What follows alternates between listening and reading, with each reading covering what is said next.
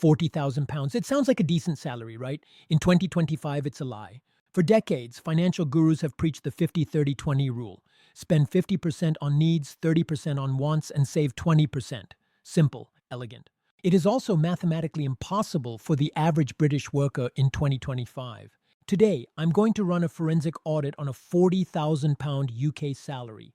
I'm going to show you the silent squeeze of tax thresholds, the plan to student loan trap, and what happens when we try to apply this vintage rule to modern London versus Manchester rents. And then I'm going to give you the actual budget framework you need to survive this economy, because the system is rigged, but we can hack it. Part 1. The Great Salary Illusion. Let's look at the crime scene. You sign a contract for £40,000. You think you have £3,333 a month. Wrong. First, the taxman. With the personal allowance frozen at £12,570, you are paying 20% tax on a huge chunk of your earnings. That's £457 gone. Next, national insurance. Even at the new 8% rate, that's another £182 gone. Now, the graduate tax. If you are on Plan 2, the threshold is £27,295. You pay 9% on everything above that. That is £95 a month vanishing before it hits your bank. And finally, the pension. You must save for the future. So let's assume a standard 5% auto-enrollment. That's roughly £140. The reality, your £3,333 is actually £2,459. You have lost nearly £900 a month before you've even bought a sandwich. This is your net operating income, and this is where the 50-30-20 rule starts to crumble. Part 2. The 50% fantasy. According to the rule, your needs, rent, bills, council tax, food, transport, must fit into 50% of your net pay. That is £1,230. Let's try to live on this. Scenario A. London. The average rent for a one-bed flat in London in late 2025 is around £1,600. If you are lucky and find a flat share, you might pay £1,000 including bills. Math check. £1,000 rent. That leaves you £230 for everything else. Transport, £180. Council tax, £120. Food, £200. Total needs, £500. Result, you are at 61% of your income. The 50% rule is dead on arrival. Scenario B. The North. Maybe you move north. Average rent for a decent flat is £950. Add council tax, energy bills, food, £200. Commute, £80. Total needs, £1,510.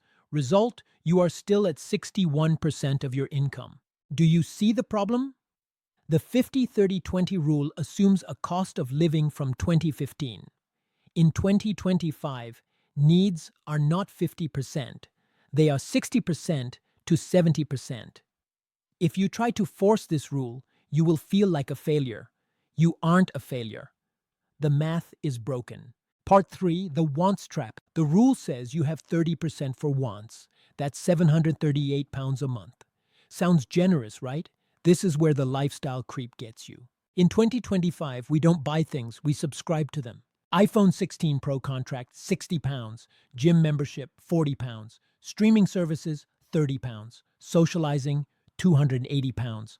Weekend trip, weddings, gifts, £150. Suddenly, that £738 looks very tight.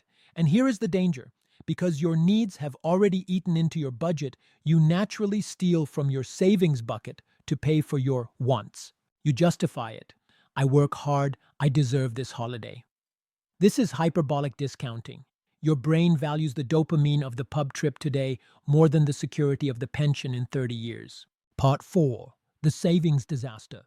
The rule demands you save 20%. That's £492 a month.